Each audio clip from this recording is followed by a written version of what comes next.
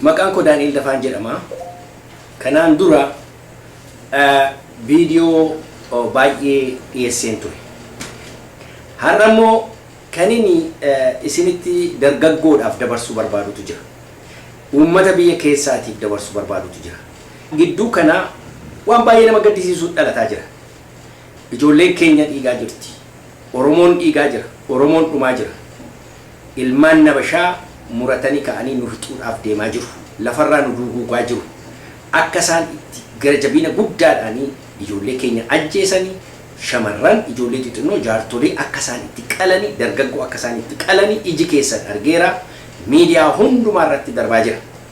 Haa ta'u malee waan tokko beekuutu nurra jira. Har'a kan inni achi as ba'ee fi waan sadii isinii ibsuufan.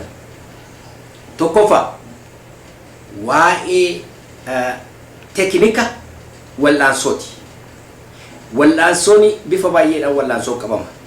Kanaan dura si'a baay'ee keessa deebi'ee wal'aansoo nagaatiin empaayera waggaa dheeraa ijjeerame, empaayera dhiiga irratti hundaa'e, empaayera harka muraa fi harma muraa aannolee irratti hundaa'e, empaayera calii calaqqoo irratti hundaa'e tokko irraa buufna jedhanii yaaduun gowwummaadha yookiin immoo waan kan biraatu booddee jira kan jedhuudhaan laayinii kana irratti si'a baay'ee dubbataa ture. Kanaaf wanti hin jedhe tokkoyyuu hin hafne. Ilaa yaa ijoollee dhaggeeffadhaa. Yeroo hundumaa yeroo taaktika ittiin wal'aansoo godhanii ilaalanii humna isaan dura dhaabatu xiinxaluu barbaachisa. Humna si dura dhaabatu xiinxaluu sirra jira. Humni si dura dhaabbataa jiru kun mootummaan si dura dhaabbataa jiru kun attami mootummaa isa kami? Mootummaan har'a biyya Itoophiyaa sanaan hooggana jiru wayyaaneen biyya Tigraay keessaa yaate kuni mootummaan kan ittiin madaalamuun irra jiru mootummoota barbarik warra jedhaman warra Stone Age yookiin jabana dhagaa or jabana dhaloota Kiristoos dura warra turanii madaalamu. Mootummaa bineensa, mootummaa nama nyaata, mootummaa dhala namaatiif danta tokkollee hin qabne waan ta'ee bifa isaas heera isaas akkatti ofi naamusa isaa nutti agarsiisaa jira. Kanaafituu si'a baay'ee keessa deddeebi'ee nagaadhaanii harka kaasanii mootummaa kana dura dhaabachuun hin danda'amuun jedhe. Ilaa ijoollee ilaalaa. Sha'aabiyaan yeroo laga lixee lole mootummaa dargii xiinxalee ilaalee saba isaa hiriirsee saba isaa hiriira nagaadhaanii gadi baasee ficcisiisuu mannaadhatu sabi koo dhumuun irra hin jiru jedheetu zabxiyyaa cabsee saamee qawwee dargii irraa saamee wattaadara dargii irraa mana hidhaa dargii keessaa saammatee lafa qawween jiru hundumaa saammatee isaan lolee addana ga'ee of bilisoomse. Wayyaaneen gaafa isheen jalqaba dedebiitii galtee kaanee beenna. Ijoollee Tigraay gadi baastee hiriira ba'aa mootummaa irratti bobba'aa hin jenne. Maaliifi mootummaa isaan dura dhaabbatu mootummaa dargii nama nyaataa ta'uusaa mootummaa kana xiinxalanii waan ilaalaniifitu akka gaariitti waan xiinxalaniifitu mootummaa kana humnaan malee kadhaadhaa fi harka baasuudhaa fi hiriira nagaa ba'uun nagaa waan jedhamu hin danda'amu kan jedhu irra ga'an. Garuu yeroo nu bira ga'u yeroo Oromoo bira ga'u kan akka Oromootti miidhame hin jiru. Habashaani taayitaa walirraa fudhachuuf wal lole. Nuyi garuu jireenya keenyaaf lubbuu keenyaaf survival or existence isa jedhamu akka saba tokkotti jiraachuudhaaf jennee lolanne. Loli keenya lola garaa garaati. Warri taayitaaf jedhee lole yeroo meeshaa kaasu warri lubbuun isaa lafarraa badaa jiru ilmaan isaa lafarraa dhumaa jiru yeroo harka duwwaa harka kaasee diina dura dhaabbatee dhumu baay'ee nama gaddisiisa. Hamma ammaatti waa isin gootan waan nama boonsuudha. Nagaadhaan yaaltaniif nagaadhaan yaalameera. Nagaan akka hin danda'ame amma gaa hubachuu qabdu. Asirratti dhaabachuu qaba. Eenyunni harka keessan akkasitti kaasaa isiniin jedhe. Harkuma kaasuu kanayyuu maaltu fide? Harka kaasuun kun adaraa akkasin dhaabdan isin kadhadha.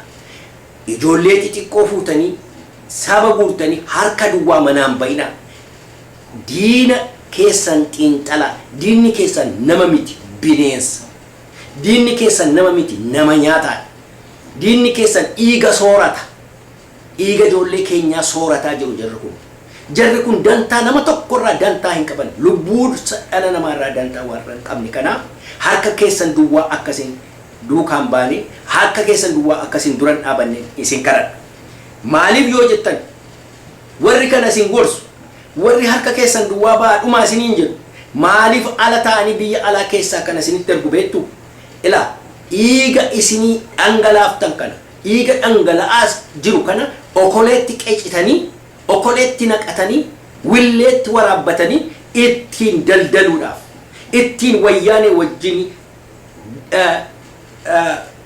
negotiation table gabatee negotiation itti dhiyaachuudhaaf dhiiga sanaan wayyaanee wajjin afaan walaquudhaaf dhiiga tanaaf taayitaa politikaa hirmaachuudhaaf qooddachuudhaaf deemu malee saba oromootiif deemaa hin jiran adaraa keessan kun isiniif agalu warri ala dhaabbattanii ijoollee harka duwwaa ijoollee hooma tokko ofirkaa hin qabne du'atti ergitan du'atti gashitan kuni nurraa dhaabbadhaa ijoollee keenyaan ficcisiisina biyya keessatti lolutu nurra jira eeyyee loluun nurra jira dura dhaabbachuu nurra jira taaktika jaarraa 21ffaa nagaadhaan isa jedhamu nagaadhaan peaceful resistance isa jedhamu nagaadhaan dura dhaabbachuu hiriira nagaatiin mootummaa tokko buusu inni jedhamu taaktika jaarraa 21ffaati taaktika jaarraa 21ffaa mootummaa barbarik ta'e mootummaa dhaloota Kiristoos duraatii wajjin warra madaalamu dura dhaabachuun hin danda'amu bineensa mootummaan isaa jaarraa 21ffaa keessa hin jiru jaarraa 20 keessa hin jiru jaarraa 19ffaa 18ffaa keessa sadarkaa sana mootummaa hin gahin tokko wajjin harka duraa dhaabbachuun hin danda'amu mootummaa kana xiinxalaa mootummaan kun bineensa kanaafitu egaa dhiigi keessan akka gabaatti dhiyaatu dhiigi keessan akka lafatti dhangala'ee dama kalbi akkasiin hin taane kanaafitu taaktika keessan kana geeddaruu qabduudha isatti tanu har'a ilmaan oromoo fira qabna jettanii yaadina mootummaan alaa kun tokko keessaa tokko fira hin qabnu nu fira qabna yoo jettanii yaaddani gowwummaadha har'a fira fakkaatee kan nutti dhiyaatu biyya nu marsee jiru hundumaa keessaa Eertiraadha waan isin dinqu waan tokkoon isinitti hima yeroon ijoollee ture yeroon ganda keessatti yeroo qabannu nama wajjin gruppiidhaan warreemnu mari'atanii dhufanii karaa booddee tokko si qabee inni karaa fuulduraa sireeba isa kam diinni kee isa harka qabee sireebsisu moo isa fuuldura dhaabatee sireebsisu diinni kee inni guddaan isa harka kee miila kee qabee sireebsisu Sha'abiyaan Isaayyaas Afwerqii ummata oromoo harkaaf miila hidhee wayyaanee reebsisaa jira diinni inni guddaan Eertiraa kanaaf gara Eertiraan ilaalina Eertiraan wanti inni gochaan dabanni waggaa 40 keessatti nurratti hojjete seenaan galmeessaa jira gaaf tokko gadi yaa Eertiraan guyyaa tokko bilisummaa saba oromootti birmadummaa saba oromoof oromiyaatti guyyaa tokko amanee hin beeku seenaa isaa Isaayyaas Afwerqii haasaa isaa hundumaa dhaqaati ilaala arkaayivii keessaa guuraa ilaala kan inni barbaadu oromoon garba habashaa ta'e akka inni jiraatu yeroo duubaa kaafnee adda bilisummaa oromoo treenii isinii godha jedhee ijoollee achitti fuudhee dargaggoo keenya achitti guuree kaasee akka dargaggoo keenya biyya keessa seenanii hin hojjenne gargaarsa nuuf kennamu biyya alaatiin nu jalaa saamuudhaan ofii isaatii fudhachuudhaan isa booddee immoo chaartiratti eegagalle ila kana dhaggeeffadha chaartiratti eegagalle booddee yeroo namoonni nu keessa harka kennanii ijoollee keenya mooraatti naqan namni fixe Isaayyaas Afwerqiiti ijoollee mooraa keessatti harka duwwaa namni kan qalee fixe Isaayyaas Afwerqiiti humna Eertiraa humna Sha'abiyaati kan fixe isa booddee maal godhan hamma danda'anitti baqatanii gara Sumaalee dhaqee riigiruuppii godhanii wal gurmeessanii biyya keessatti yeroo loluuf ka'anii ammas fiigee dhaqee hooggana keenya kokkee qabatee fuudhee Asmaraatti geesse Asmaraattiidha hoogganni Oromoodha hoogganni adda bilisummaa Oromoo maqaadhaaf jedhamu kun hidhaa jira. Ijoollee dhaggeeffadhaa ijoollee yuunivarsiitii keessaa ba'anii badanii Eertiraa dhaqanii hooggana adda bilisummaa Oromootti dabalamna. Bilisummaa Oromootiif lolla jedhanii yeroo dhaqan Isaayyaas Afawarqii Itoophiyaadhaaf loltu Oromoodhaaf loltan jedheetu Itoophiyaa yoo ijoolleen didde mana hidhaa keessatti reebuudhaan tumuudhaan xaxuudhaan mana hidhaa keessa amma har'a kana ijoollee baay'eetu mana hidhaa keessa jira.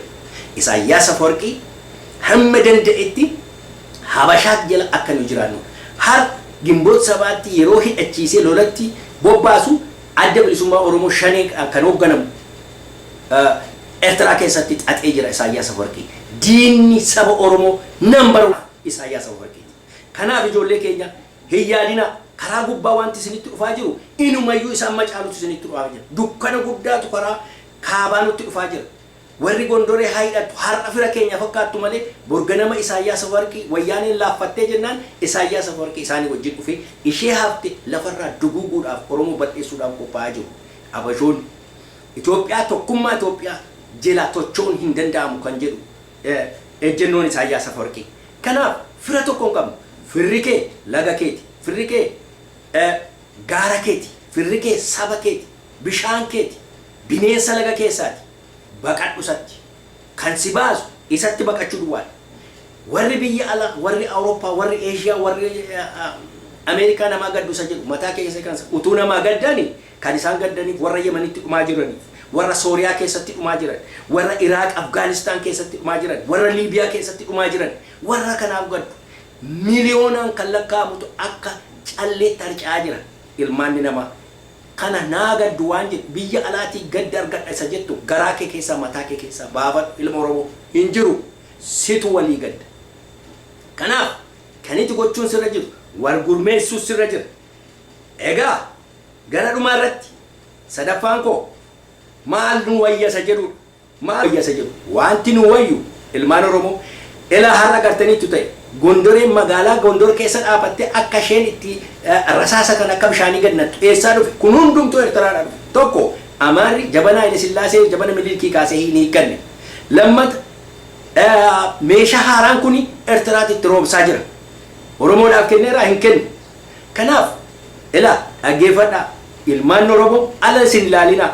Alaas nu hidhachiisaan jedhaa namni hin soobu namni isin hidhachiisu hin jiru. Kan gochuun isin irra jiru zabxiyyaa saamuu. Waan argattan ilkaaniin waan humna qabdan hundumaan diina kana ofirraa difeendee of godhaa. Basaasa ganda keessa deemtu keessumatti basaasa of keessaan qulleessitan taanaan eessa dhugamuu hin dandeessan ilmaan Oromoo. Ilmaan Oromoo balaa guddaatti sitti adeemaa jira. Jabaadhu ganda kee keessaa xaragi. Ganda kee keessaa wal filiiti biyya kee bulchachuu jalqabi. Zabxiyyaa saam xaabiyaa saam dhaqi qabalee isa isheen jettee isa isheen hidhachiifte kan harkaa fudhadhu. Isa tokko fudhattee immoo 5 irraa fudhatte 5 yeroo fudhattu 10 irraa fudhattu osoma jettuu guddataa deemtu.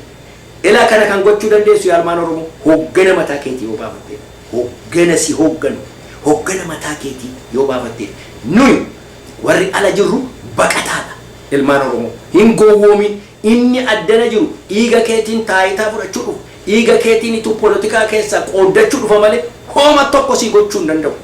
Kan inni si godhu ala kana yoo si iyyee si fayyu yoo niyyuu ta'e ati ofii keetii hoggana baafadhuuti hoggana keetiin lolan biyya abbaa keetii bilisoomsi Oromiyaa keessa nyaaba diina darsa isaa guuree akka inni baqatutti ofirraa ari harka kee duwwaa gadi hin bahin agarte egaa nagaadhaan hin hojjetamanni jedhamu hin danda'amu hin danda'amnes harka kee isa kaaftu kana dhaabi buufadhu gadi dhaqi mala dhaadha akkatti meeshaa harka gashattu dhaadha akkatti waan qabdu lolattu dhaadha ari baqadh osuma jettu biyya kee keessaa diiddee ishee ariita. Dhumarratti ilaa waan tokkoon isinitti malee irraanfatina. Ilaa jaallannes jibbines ilmaanni Habashaa biyya keenya keessaa ba'uu qabdi. Hin baati immoo garuu gara kutannoo barbaada. Onnee nu barbaada. Hojii nu barbaada. Dafqa nu barbaada. Dhiiga nu barbaada. Ba'uu hin baati. Ilaa isinitti hima garuu ba'uu booddee maaltu dhufu har'aa kaaftanii itti yaaduu qabdu. Kanaaf hoggana isin barbaachisa. Nu hin dabarra isin kan hin dabarre biyya sanatu hin darbu. kanaaf har'aa kaasaati hoggana isin hogganuu danda'u hoggana bilisummaa gama keessatti isin deemsisuu danda'u oromiyaa misoomti oromiyaa guddatti oromiyaa dagaagde ijaaruudhaa fi kan qophaa'e kan qaroonsaa dheeraa kan viizhiniinsaa guddaa kan abjuunsaa bal'aa kan ta'e hoggana of keessaa baasaa isini dargaggoon isini hogganoon isin irra jiru ala kana kan jiru hundumti isaa mataansaa qorraabtidii isin geggeessuu isin danda'u ofumaa bookkisa asifachi TV irraa maalorraa hin gowwoominaa ijoollee keenya jabaadha abshir hin bilisoom Republic of Oromiyaa ni dhaabata Republic of Oromiyaa ni dhaabata ilmaanni habashaadha biyya abbaa keenya gadhiiftee baati jabaadha waaqayyo isin wajjin haa ta'u